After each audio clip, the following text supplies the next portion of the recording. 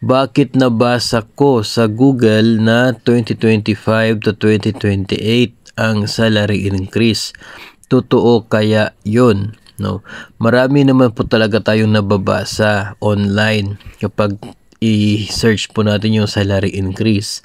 Iba't iba po, no, yung mga nakikita natin dyan at sinasabi na magkakaroon. Pero yung tanong dito ngayon ay ano po yung source, no? Ano yung source nila sa claims na magkakaroon ng increase para po sa particular year na yan?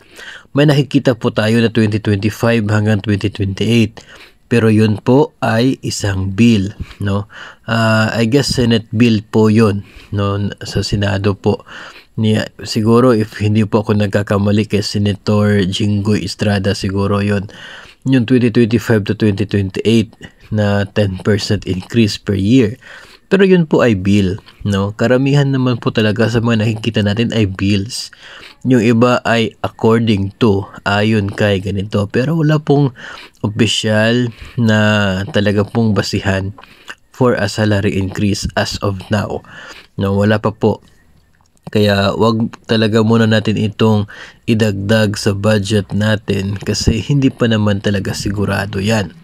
Maghintay po tayo hanggang sa magkakaroon, no, ng isa pong sapat na basihan for salary increase.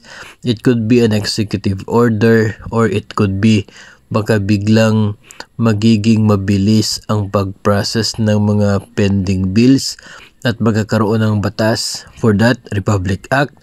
Pwede din po na ganun ang mangyayari. Yun po yung aabangan natin. Kapag mayroon po tayo nasisilip na ganyan ay naisa publiko naman po talaga yon, ay doon po natin ikukumpirma. So far sa ngayon wala pa po, no?